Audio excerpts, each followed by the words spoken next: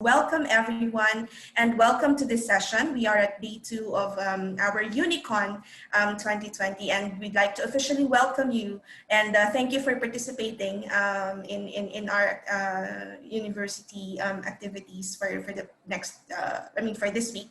We do have another day tomorrow, so that's also something to watch out for. My name is Stephanie. I am the Assistant HRBP for Finance, and we do have an exciting session in store for us today. We're going to be hearing about what I peg to be a day in the life of finance manager in Unilever, and hopefully that is something that would give you some insights on how we do our day-to-day job, how we enjoy it, how we collaborate and engage our colleagues as well within the Unilever community, and also bring some excitement and interest for you to join us in our finance team. And to share more about that, it is my pleasure to introduce to you Thusitha Mahipala. We call him very fondly Thus, one of our Global Senior Procurement Finance Managers in the team. And I will not take any more time because I think I am excited myself to hear more about what Thus has to share. Just a couple of logistic reminders. So please do mute yourself if you're not raising a question. If you do have a question, we do have Pigeonhole available where you can log your question in or upvote any of the similar questions that you may see in there. And we will make sure to attend or address those after the session, after Thus shares with us. And also, if you could turn on your video camera, that would be very nice because we also want to put a face to the exciting names. And also just to say hi. So I guess without further ado, I'll hand it over to Thus. So Thus, welcome. All right, thanks a lot, Steph. Thanks for that introduction. So hi everyone, thanks a lot for joining the session and for spending the next hour. I'll give you a bit of, like Steph was saying, introduction as to, I guess, my experiences, a bit about me. But hopefully what I want to spend more time on is just, I tend to enjoy more two-way communication and getting your questions. So moving on to, I guess, a bit about me and my history on the next slide. Cool. So as Steph was saying, in short, my name is Thus. It's short for Thusitha, actually. It's a Sri Lankan name. So the picture on the left there is, so it was actually in British colonial times called Ceylon, which is why you'll hear a lot of teas called Ceylon. But although I was born there, actually, I grew up from when I was basically 2 years old till I was 14 in Bahrain in the Middle East. It's actually a small island. I looked it up. It's about the same size as Singapore. So grew up in a small place there in the Middle East till I was 14. And then I actually moved to Melbourne in Australia. And I did commerce and business systems, which is basically commerce, finance, accounting, and like IT. So a few IT systems learning at the time. And that's where I actually started with Unilever. I started with factory finance in a factory not far from my house, actually. And then after about a year, Unilever moved me to Sydney. And I was working there for about 5 years. And then I moved with Unilever to Singapore. And I've been here for the last 7 years. So that's a bit about my career journey and, who I am growing up. If I then move on to kind of what are the jobs and kind of sharing the experiences in Unilever, which is the next slide. Before I kind of jump into the different jobs, just to give a summary of what kind of my career has been like in Unilever. So I've been with Unilever I've been working 14 years. I actually stepped out of Unilever for a year to join a startup, which I'll elaborate on a bit more. But been working for 13 years in Unilever. And as mentioned, Unilever has taken me across from starting off in Melbourne to Sydney to Singapore. And during that time, I've done 9 finance roles, and quite varied roles. Again, I'll show you from being in a factory to doing treasury, to working with procurement, to working on e-commerce rollouts regionally. If I kind of give you a reflection on what it's been like looking back 14 years, if I'm honest, I can't remember much about the work itself. So the work is, the work is, you'll be in emails, you'll have meetings, you'll have a lot of Excel files. To be honest, I remember some of the big Excel files and presentations. But if I think back, I don't remember those exact emails and those exact meetings. But what I remember is three big things hit my head is the learnings. It's the people. For me, actually, that's the biggest thing is the people. And the third thing is, you recall a few emotions, which I'll talk through. So in terms of learnings, right, for me, the biggest is there's the skills as a finance person. So again, I remember, you learn in theory, what is it like to, what is currency hedging and what is risk and what is a P&L for a business. But looking back, I can tell you what it means to actually be in a country and I need to hedge for currency and why that's important and how I can hedge with a bank. I can either do a paper hedge for currency, or I can go into an option or a collar, and sometimes those are expensive. So, I have that kind of learning of how do you enter a foreign currency hedge. Or I can tell you what does it mean to understand the profitability of Cornetto, right? Or I know some people said Magnum, right? What does it mean if I want to launch a new Magnum Ruby next year? What does that profitability look like? How do I build that profitability? And how do I make it make financial sense? So these are kind of the learnings where you get to apply what looks, in theory about what is a P&L to what is a P&L to a Magnum. So these are kind of the skills you gain as a finance person.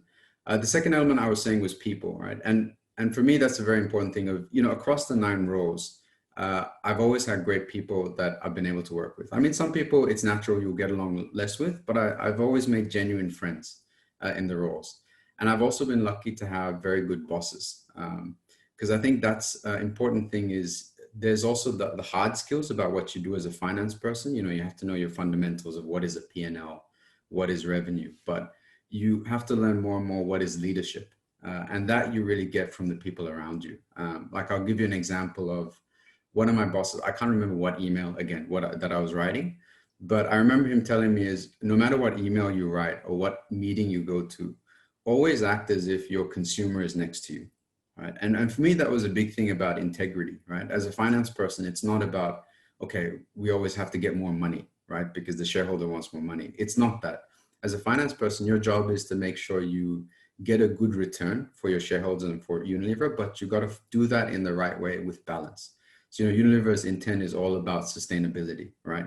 So how do you bring in recycled plastics for your bottles, but make sure you're still driving an attractive business for a shareholder? How do you do the right thing for your employees, for your consumers, right? That want the best price and the best value, right? So it's not just about increasing the price to make more money. It's about how do I get more value to the consumer? How do I do the right thing by the environment and deliver a very attractive return for the shareholder? So that's your challenge as a finance person, actually working in an FMCG. And then the third thing I was mentioning was emotions, right? So when I think back on the 14 years, I think, one, I'm glad for the experiences and the people that have taught me stuff, that I just didn't know when I came out of university. And the second is I have a sense of pride, because I've been able to be directly involved in so many things. So, and it can range. My current role is I'm in procurement finance, but what I'm doing in procurement finance is we're rolling out a digital platform for automating forecasting. So we buy about 150,000 different types of packaging materials, and it ranges from, a plastic bottle to a flexible wrapping to a cardboard box that, we ship our bottles in, right? So all of those materials were previously being forecasted on Excel file, but we're moving to now a cloud-based platform. And I'm leading that project, right?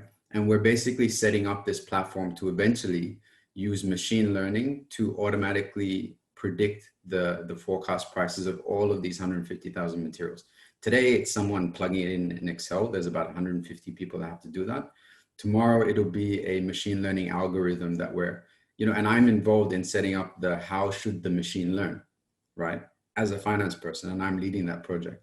So I can feel proud that I'm doing stuff and landing tangible projects. And that's one project. I can think of another thing I'm proud of is in Australia.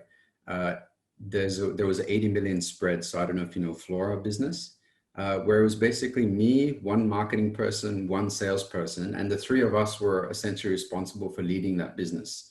So I was responsible with them for setting up what is the marketing campaign. And we were launching a new range of Flora Proactive spreads. You know, and it's just fun. Like you may be there late at night, but you're there, you know, with your two colleagues arguing about, they say, okay, I want to launch this kind of brand marketing campaign and we're going to go this way. But I'll be saying, yeah, but you know, this doesn't make a lot of return. You know, you're spending 800 grand and you probably get an extra 50 sales. Doesn't make sense. Or you're going to do this promotion program with, you know, with Woolworths. You know, the return is not great. So why don't you do this and spread your ideas around? You know, so, and then we set up a program that we agreed for to try and grow the Flora business in Australia. So there's a lot of things you can look back and be proud that, hey, I've had that impact, you know, on a brand in the marketplace.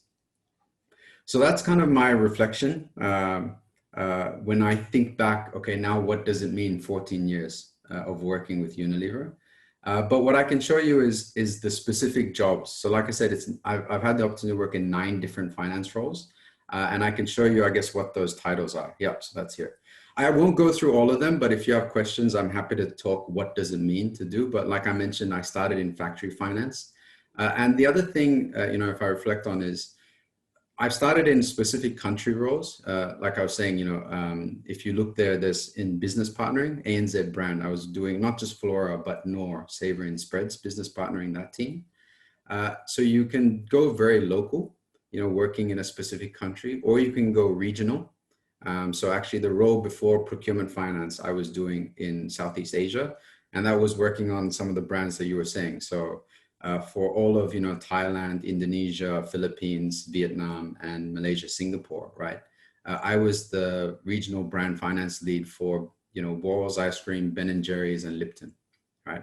And what does that look like? That's basically people have an innovation funnel saying, you know, Lipton, I'm going to launch this variant of green tea. So my team would work on what does the profitability of that look like? And then we will go in as a leadership team and say, okay, if we look at, you know, there's about 50 innovation projects, which ones are the ones that are the right ones to do? Which ones are the ones that are going to deliver the best for consumers, build a strong brand, but also build a strong business, which is where I would come in, you know, and you'd have fun conversations about, marketeers would get really emotional saying like, you know, I really want to launch this kind of brand. And, you know, this is a great concept. And I like being the finance guy going, I don't get it, but okay, I think as a business person, yeah, I like this one. As a business person, honestly, that one, how is it going to make money? You know, and I like those conversations just as a great team working together. So that's a business partnering. But I can give you another one where, you know, I also like the finance side. So you may start with transactional stuff like journals. So I've done corporate audit is another one. Sorry, I'm jumping all over the screen, but corporate audit is where they moved me from Sydney to Singapore. And in that role, I got to do, I actually got to travel to about 15 countries doing corporate audit. And, you know, that ranged from like Russia, Turkey, Kazakhstan, and Kenya were some of the more fun ones. Where, yeah, you have to kind of know your finance fundamentals. I really wanted that role because I got the opportunity to understand how different Unilever businesses work. You know, like where else can I understand how a Kenya business operates? What I like about Unilever, there's always a consistency of great people that are always willing to work. But the work itself is you have to do your basics. Like, okay, show me the journals. How are you running your journals? How are you doing your year-end P&L? A lot of that stuff these days in Unilever is outsourced to third parties. But what we do is, you know, if you're a Unilever controller person, is you still make sure that those third parties are doing the transactions and you're looking at the risk, you know. Are you doing enough year-end balance sheet journal entries to make sure you're recognizing your revenues or expenses in the correct way, right? So I'll ask, what are your transactions? I'll pick some big ones, or I might look at their aged debtors and say, are you managing your sales and debtors? So these are things you kind of learn in theory in university, but then you get to see how it's real. And then you have real conversations about this debt is huge. Like, who is this with? And then you learn it's like, oh yeah, it's one of our biggest distributors in the country. And you learn who is that distributor, you know, what are they trying to do? And, you know, they have big reach, you know, into communities who are, let's say, you know, Kenya's issues are very different to Nigeria. That's also where I've been. So very different to Singapore. You know, it's about trying to get soaps out to communities, you know what I mean? So And you learn all these interesting things by getting that exposure. But you're doing basic accounting, P&L checking, you know what I mean? But it's in a real business, and you're getting to see how does that connect and make sense in the wider business. So corporate audit was one. Factory finance was, again, I enjoyed, because you're the chief finance person to the factory manager. So you're doing things like saying, okay, why does this operating line run more efficiently than the others? Well, it's because how you do your shift changes. So let's look at shift changes, or what are the best savings programs we should go for in this factory? But then I've also jumped into treasury, where, like I was saying, it was about, Unilever. It's a 50 billion euro business, right? And it operates in so many different countries, but it has to produce a return to shareholders in euros. So how do you manage that kind of currency? Like Argentina. So in procurement, I get to understand Argentina currency, keeps going like this. So how do you manage that? Because, you still need to deliver a return in euros, but it's depreciating. Does it mean you keep increasing prices of what you sell in Argentina? Well, yes, but then B, can people afford it? So there are all these kinds of interesting questions. So do you manage that by taking a long-term position on currency? So these are the kinds of things you'll talk about in regional treasury. So yeah, these are the different roles. So 9 in total: factory finance, management reporting. It's about reporting to the board. I've done treasury at a country level and at a regional level out of Singapore. Corporate audit out of Singapore, where that was, traveling to our different business units around most of the world. Business partnering in country, Nora Flora, business partnering the sales teams. So you have sales teams that are dedicated to some big customers, like if you know in Australia, Woolworths and Coles, and they come up with joint promotional programs. I've done regional treasury, regional brand, which I was saying, Ben & Jerry's, Walls, Lipton. Procurement finance, but that was more digital programs. And I did a stint in 1 year at a local startup, and that was me stepping out because there was an opportunity where I just thought, okay, let me try something different. Because after about 8-9 years in Unilever, I kind of thought, okay, let me try something different. After that, after about a year, we decided to sell that business off, and then my ex-VP, she moved from Australia to Singapore. She said, why don't you come back? And then so I came back to regional treasury, and I've been here for the last 5 years. Yeah, so that's a bit about the journey. Again, in the Q&A, happy to talk more about this stuff, or if you want to ask how do you do a Ben & Jerry's P&L, happy to talk about that. But if we move on to the next slide. So what am if I kind of give, again, career advice, or what are my tips, right? And again, this is a reflection of what I've had the privilege of learning from leaders in Singapore. I would actually say the biggest one for me is mindset, and all of these factors kind of link. And there's two kind of concepts that I've learned that have helped me. One is abundance mindset, and the second is joy of learning. So abundance mindset is always thinking that there is more out there, right? So if you go for a job interview, or things I'm sure you guys are thinking about now, if you don't get that job, it's okay. There's other opportunities out there. I mean, those setbacks, you always feel something like, I didn't get that opportunity, but there's always other opportunities. And if you keep that abundance mindset in many different aspects, it'll show. Like, when you're working, all right, this solution doesn't work. Well, it means there must be another solution. We can just think about a different way of solving it. This project didn't work. Well, then there's other projects out there. There's other ideas. There's other opportunities, right? So always try and keep that abundance mindset. Try not to slip into a scarcity mindset. Like, if I try this and if I lose, then what? Because often it's not as bad as what you think. So try and always keep an abundance mindset and show that, and it'll come out in your work, and people will generally see, okay, this person knows how to solve problems and think bigger. Yeah. And the second aspect I said is joy in learning. So as a finance person, it's not just about doing finance, right? It's not just about doing journals. Honestly, in Unilever, there's not many people that actually do journals anymore, but it's about learning beyond finance. So if you're doing, like I was giving an example of business partnering spreads, or business partnering Magnum, right? It's about going out and understanding, okay, what is Magnum as a brand? What do consumers enjoy about it? And then, you know, what does our marketing team enjoy about it? You know, what is the long-term strategy? And these aren't, you know, finance things because they're not per se numbers, but if you can understand that, then you can be a much better finance person and you can have much better conversations, right? You know, my best conversation with sales guys, because they're very sales, right? They will tell you why they must have this promotional program. But I go and I understand what is your customer asking, because obviously they also want the best return out of the products, right? So I know, you know, how they're being argued. I know when they're trying to be salespeople to me, because I know sales, and, you know, I did some courses with them as well on sales.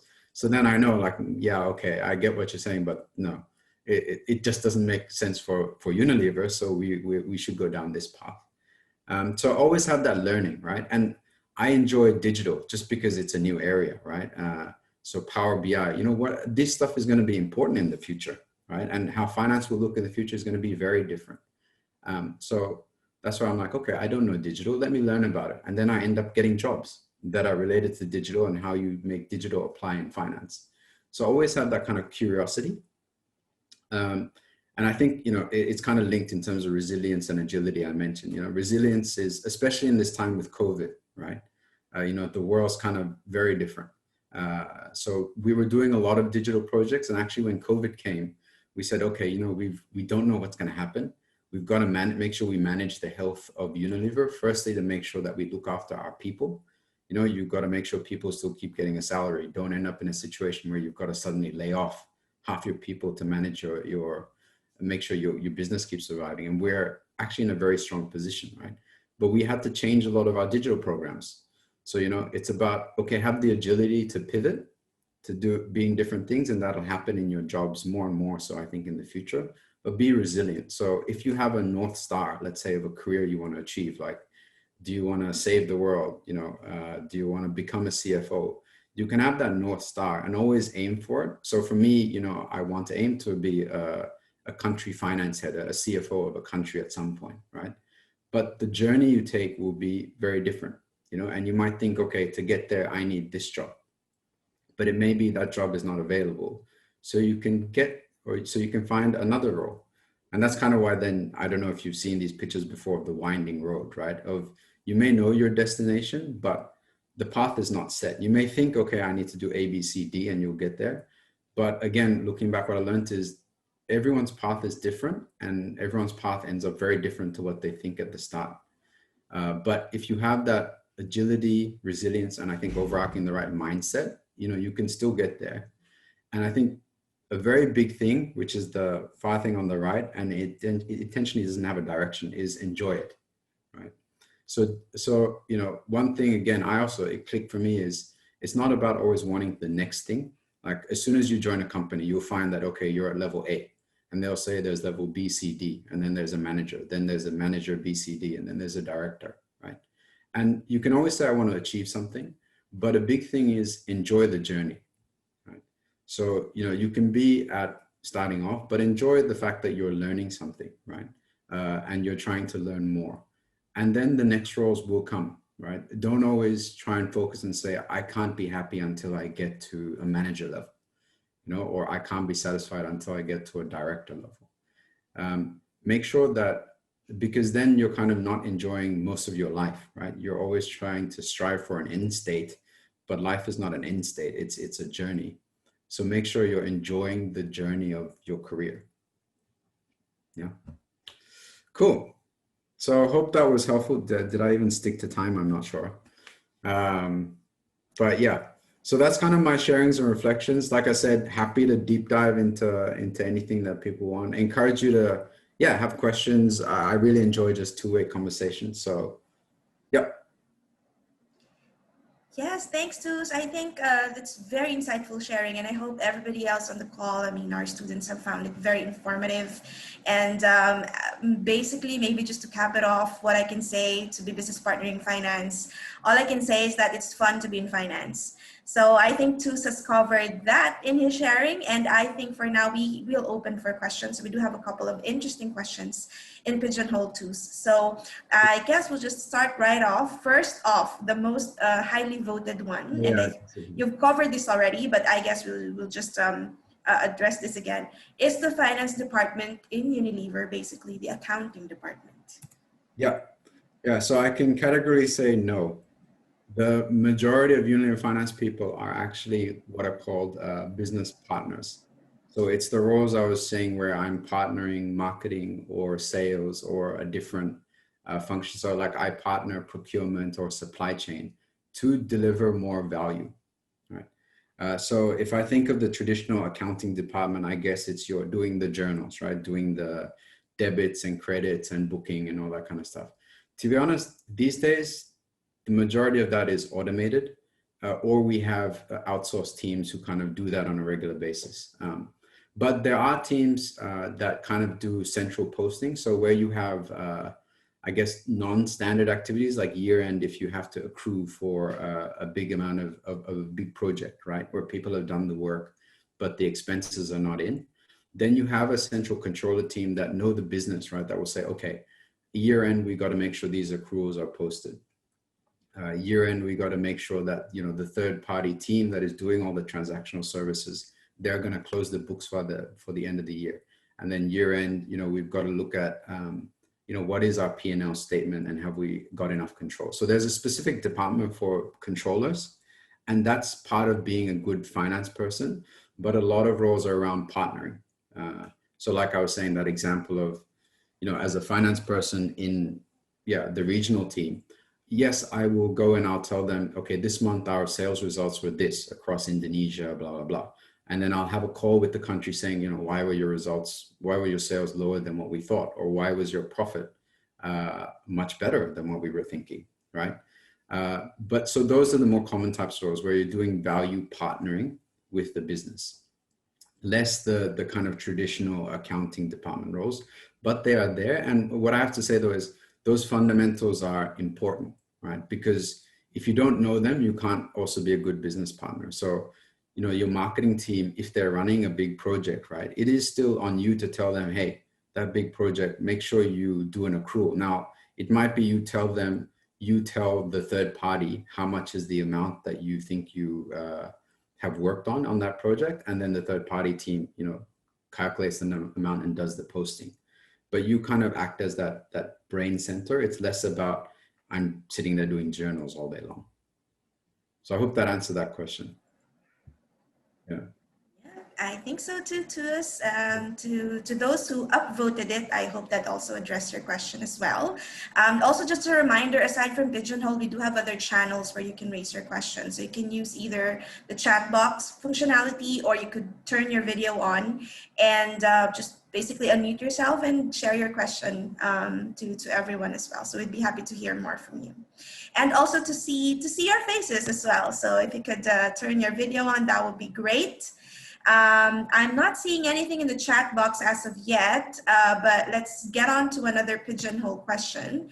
How do you think potential finance interns can prepare themselves for this internship or the job?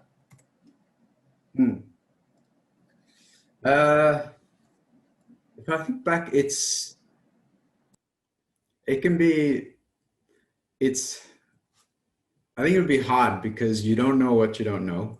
And I think there's some things, a lot of things you can only learn on the job. I think it's have that openness to learn, right? So, you know, I'm sure when you start a role, there'll be a lot of things thrown at you. So it's that, and I'm sure, you know, you've learned the ability of how to learn, you know, in university, but have that openness of, okay, I don't know exactly what I'm getting into because, you know, work is different to learning, but be open to listening to when people say, okay, here's what you need to learn, do your reading and just observe and listen.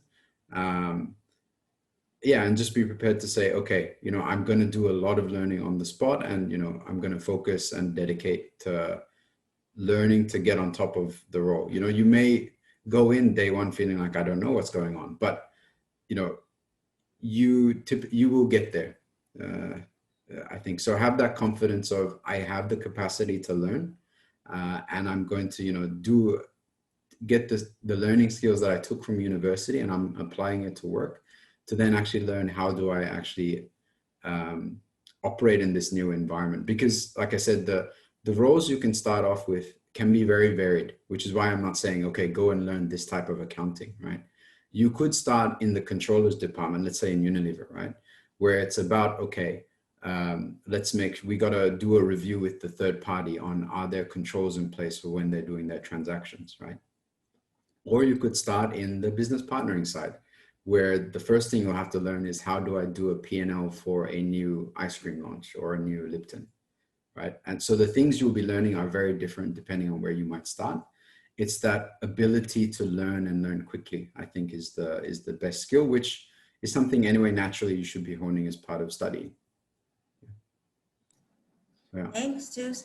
I just to follow up on that question, there's a relevant question that has just been raised, so maybe it would be good to address that together. Yeah. So the question is, what kind of exposure do interns get with an internship in Unilever Finance?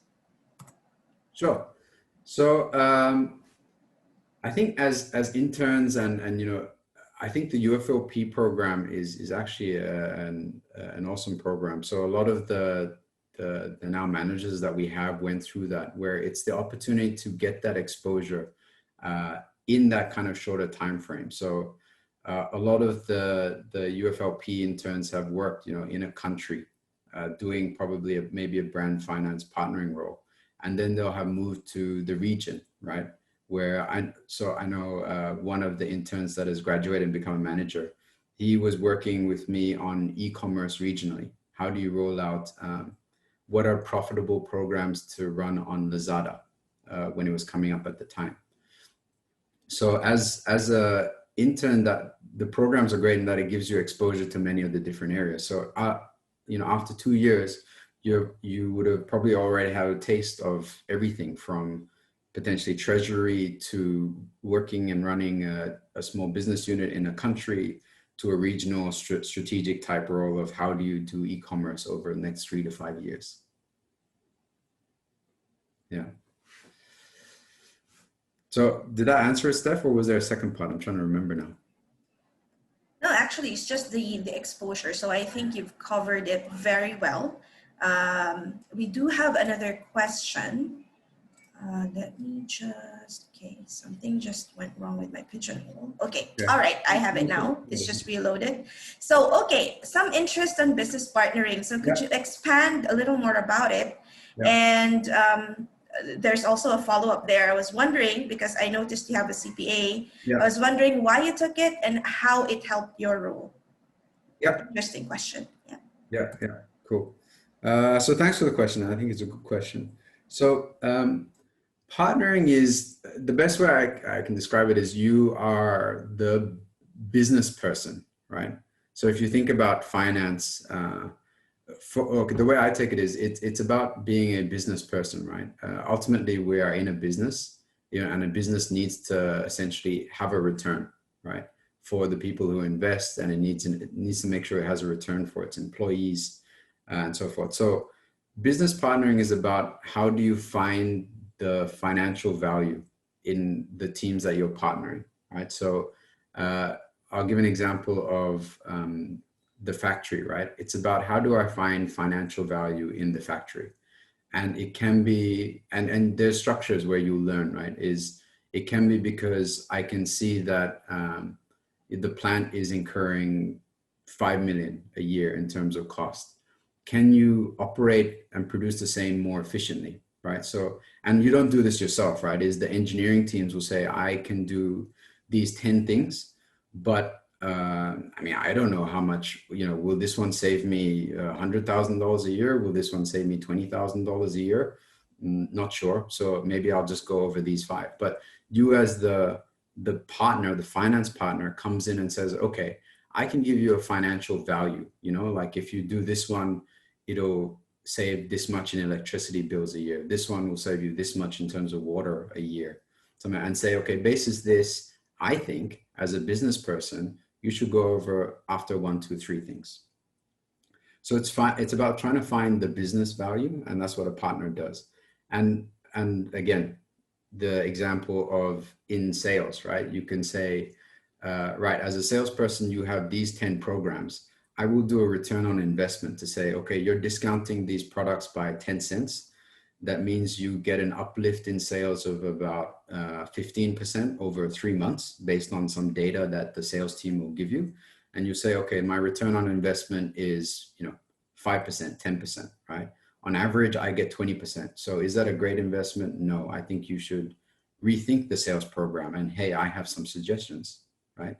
So that's kind of how you partner. You partner to find financial value, and that's what a finance business partner does.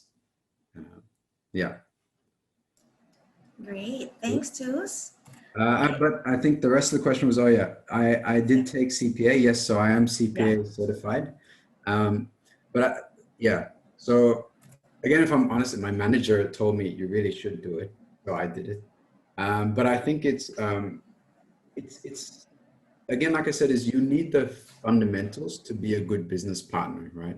Like if you don't know how to calculate a return on investment, and again, it's not like I knew exactly how to do an ROI on a sales program when I went into the job, but I knew the fundamentals of what does return on investment mean, right?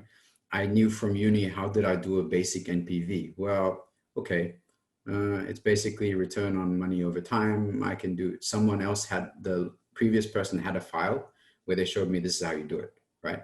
And then I understood, okay, this is why they're doing these numbers. Oh, it's because it's pretty much the same as what I learned in uni about NPV or how I do an ROI calc.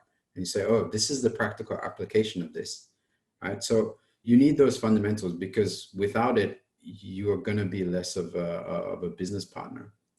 So they do teach. So that's why there is that importance of trying and get that degree.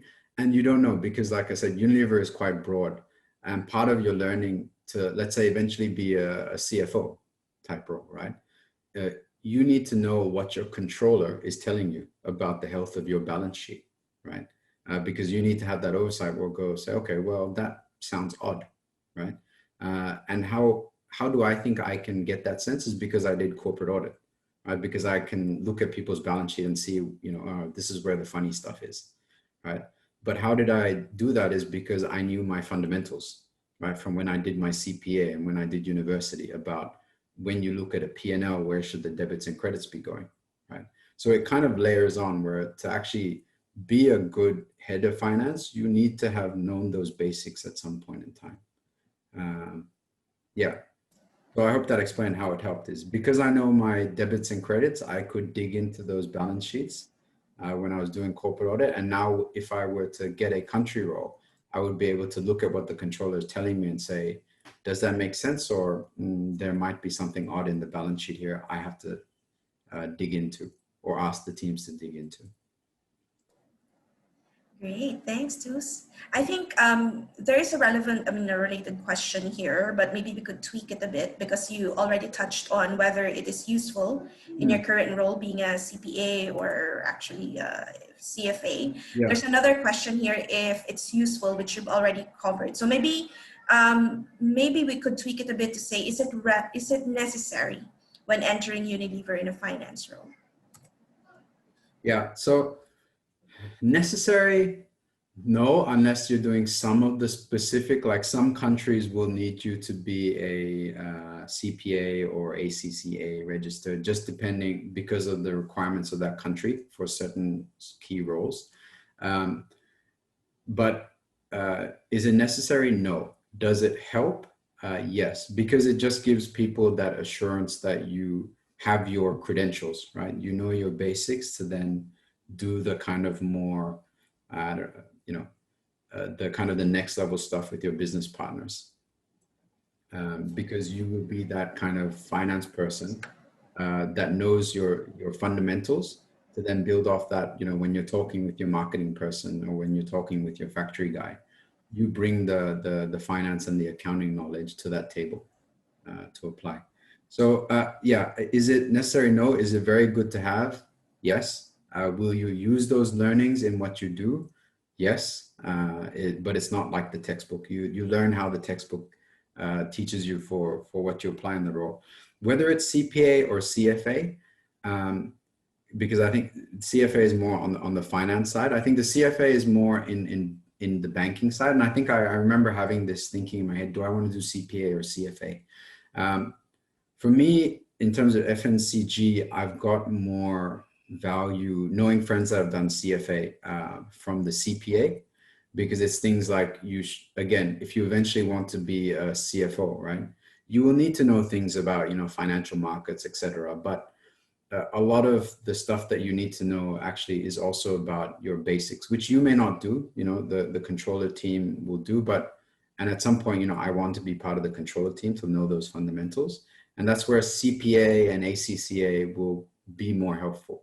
So I would say in FMCG, lean more towards the accounting fundamentals versus the financial CFA type things, but both are helpful.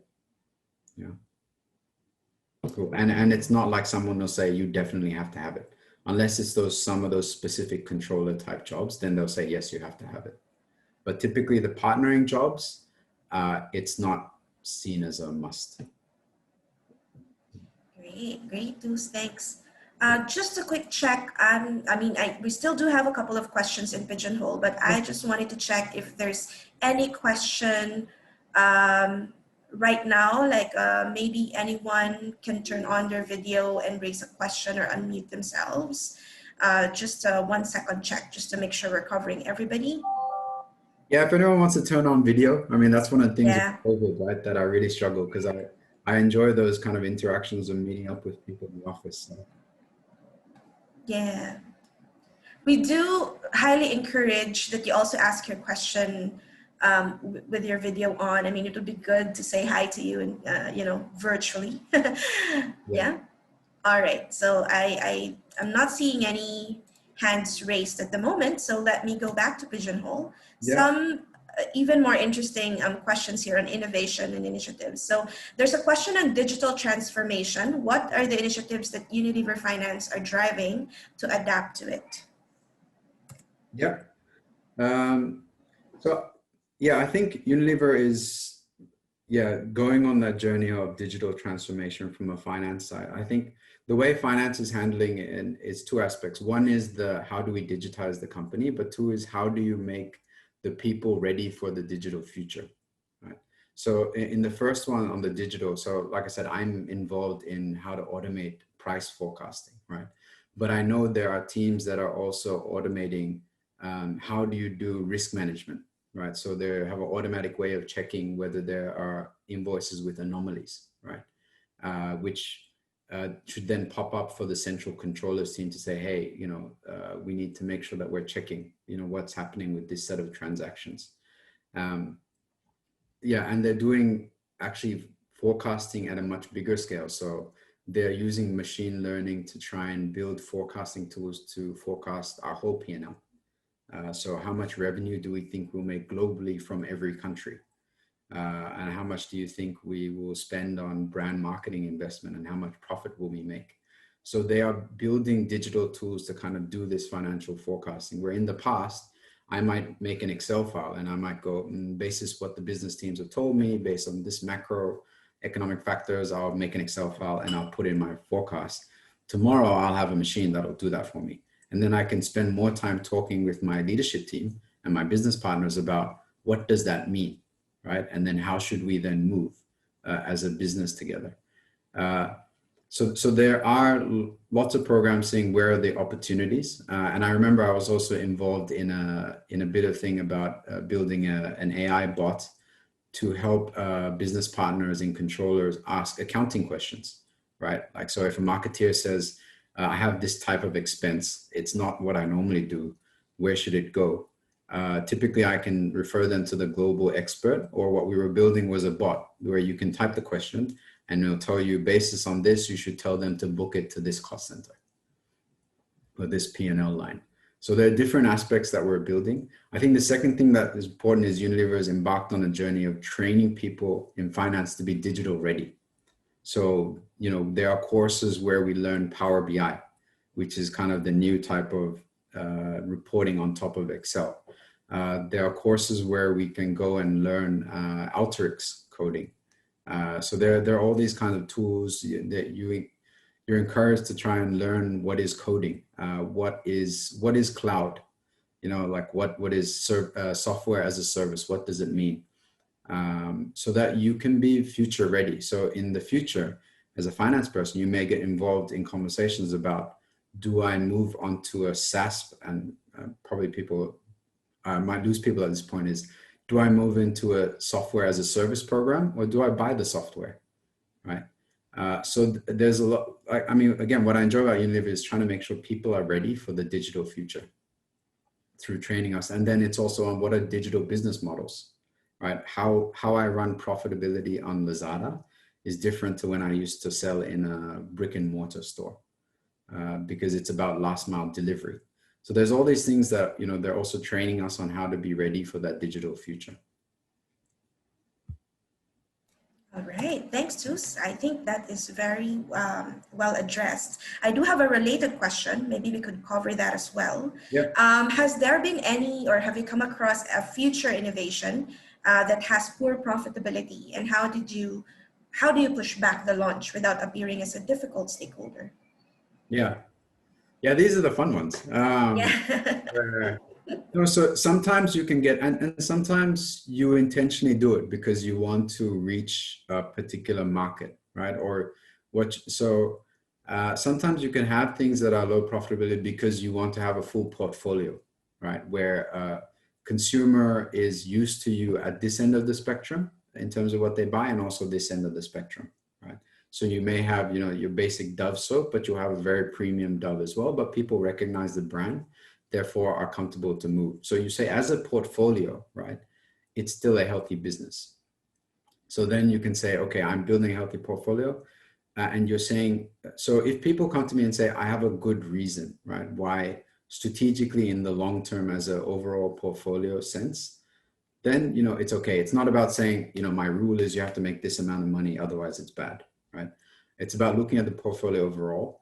But then sometimes I will have those challenging discussions about, so why exactly do you want to launch this ice cream that has gold plating on it for like 50 cents? It doesn't get as bad as that, but we have had like gold flaked ice cream, which would have been a cool innovation.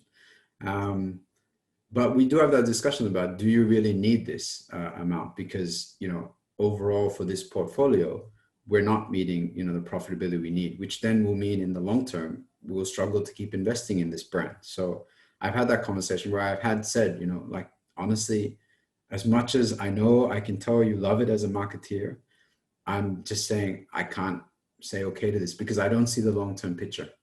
You know, so you do have to play that and role sometimes. So there have been times where I've said no, but there's sometimes where the profitability doesn't match, but I can see, again, as a business person overall, this portfolio makes sense to me. And I get why you're trying to do this in the bigger picture. And I think that's one of the fun and interesting times or moments of being in finance in Unilever, right? Yeah. You're working with the team to say, how do I build a good business? Right. And that, people come with their area of expertise.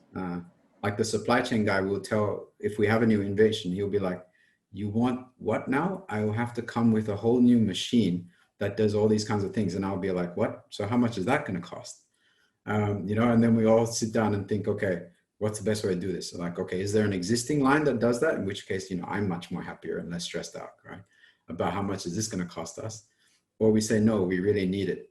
So then, okay, then, right, what is the return I'm going to get on the machine? Does it make sense? Yes or no? So these are the kind of fun conversations you'll get into. Great. All right. I think that's a very interesting question. We do have another one coming up. So in terms of working within industries too, do you see any difference between working within FMCG versus other industries that you've worked in? So the only, in terms of work then, is I've joined a startup, which is very different. It was basically still in online groceries, and it was more about fresh produce, but it is very different. It's a good experience, but you kind of, and you learn a whole new set of skills. So in a startup, you have to make sure you do everything, right? And it's even basic stuff like, so in a startup, what I was looking at, again, because I was more in my history was finance, right? So I would look at it. But Unilever is in a very healthy cash position. So you kind of almost take it for granted, right? Whereas in a startup, I was literally looking at what's called a runway, where you have X amount of funds, and after this date, you literally can't keep paying people. So it's like, but you don't have that problem in somewhere as strong as Unilever, right? Where liquidity is always great, but you then learn about, okay, I actually don't have funding, so I have to go and talk to angel investors, right? And again, for me, the experience was very different. When you're in Unilever, right, and you go to a bank, you get the red carpet rolled out for you. You know, you'll have your own, you'll have dedicated customer support people. They'll go, oh, you're for Unilever, okay. Let me make sure this line is open for you in the banks in terms of funding and liquidity. When you're in startup, nobody cares about you, right? So it's like you go to a bank and it's like, okay, I don't know who you are. You know, funding, not going to happen. So you got to learn, like, so these are kind of like things that you have to learn, that actually a lot more doors are open for you in Unilever because the brand is so strong, right? And in the startup, it was literally you do everything from you kind of help with the deliveries to you help with looking at what the Facebook marketing is doing and whether that worked well or not. So it's a very broad set of skills. But I took a lot of the learnings from Unilever into that. And I took a lot of those learnings back into Unilever about, you know, that you got to think really creatively and think outside the box. And that's where then also in Unilever, I got a lot involved in the e-commerce side. So when we were selling our portfolio, I specifically focused on, you know, what do you need to make sure we're profitable, even on Lazada, right? And it was things like, you got to make sure your basket you're selling makes enough money. So don't sell just one piece of Rexona, because when you send that on a Deliveroo bike, it's not going to make any money. But so you should sell a bundle, because then you can cover the cost of the transport if we are paying for the transport. So yeah, it's that kind of thing. So startup is very different to working in Unilever. And again, like what I said is I miss the people out of Unilever because again, that sense of integrity and doing the right thing, it's not just about making a buck, is very strong here in Unilever. Is you're trying to do the right thing for society as a whole. Yeah, that's quite a good thing that you get in. Great, thanks to very good insights. Okay, so just as a reminder, actually, we may have some time for one more question, but we were actually going to share a survey later on, or actually it's already shared in the chat box.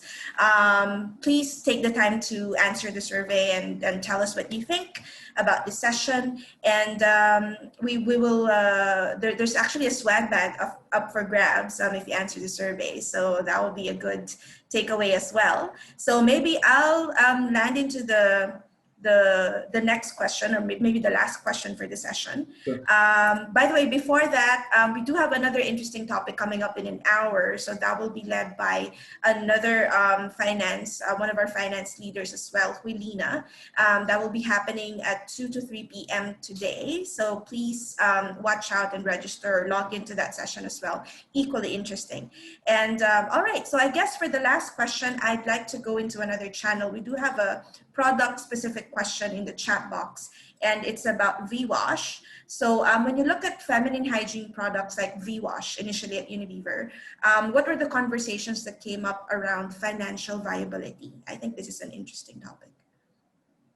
Okay, where's that question? That's at the chat box. Oh, okay. Yeah. Okay. I actually don't know that one. So that's is it the Vaseline wash or the? A V-Wash, yeah. Maybe because it's an HUL acquisition. Yeah. In India. Yeah. But I guess maybe for the products that you're aware of, discussions that you have been involved with in terms of financial viability of certain products that we either acquire or we currently have, what are the conversations around that? Yeah. So yeah, we do a lot of acquisitions. So I probably wasn't don't know that one, but if it was like the Ollie or ice cream in Australia. So what are the conversations that kind of happen is we look at, so when it comes to acquisitions, we'll look at, what is the potential of the brand? So if you look at something like Ben & Jerry's, right? One is, I think, and again, this is outside finance, right? But it's good to understand as a finance person is what are the values that the brand stands for? And is that something that can resonate with a bigger audience, right? But then for me, how I translate that into finance is then, okay, how much can you grow the size of this business, right? So if Unilever has a view that this is something that we believe, if we take to our bigger audience that we have as Unilever, we can grow it XYZ fold. So we'll look at, okay, what is the potential size that you can make this at a global scale, typically a brand. So then we'll look at how does it help our overall growth ambition as Unilever. And then we'll also look at the full P&L, right? What is the typical costings and what's kind of the profitability we can expect? And therefore, is that then a sustainable brand for us? And how will it operate differently? So, I can think of, when we did the acquisition of Weiss Ice Cream in Australia, it was still ice cream, but they had their own R&D department. And it was about, okay, how do you make sure we keep that unique R&D element that they have that brings that difference to the brand? So that was, I know, part of the P&L when they were doing the M&A acquisition assessment, which is also something you might get involved in different roles. So, that happened to be in the regional business partnering role, but you may look at M&A acquisitions, and you have discussions about what is the growth potential of it, and is this a business that we can that contributes to the overall profitability of Unilever sustainably. So that's kind of the two key questions you look at when you're looking at new brands to acquire. I hope that answers. Sorry, I don't know the VWash one specifically. Yeah, I think it does. It still does. I mean, acquisitions is still quite big in Singapore, particularly. So that's something that would probably gain some interest, especially for our audience today. So yeah, I think we're at the top of the hour now. And thank you very much, Tus, for sharing your insights. And thank you to the rest for sharing your questions as well. We hope that you've picked a learning or two. I sure did. And I think that puts our session to the end. And if I realize there are unanswered questions in Pigeonhole, so no worries at all. We will pick that up, and we will actually cover them in our Insta story. So watch out for that, and make sure to subscribe or to follow our Instagram page as well for that. So, all right, I guess we've come to the end, and thank you, everyone. Thanks again, Tus, and we'll connect with you again sometime. Thank you. Yeah, thanks a lot for the questions. Thanks. Bye, everyone. Bye.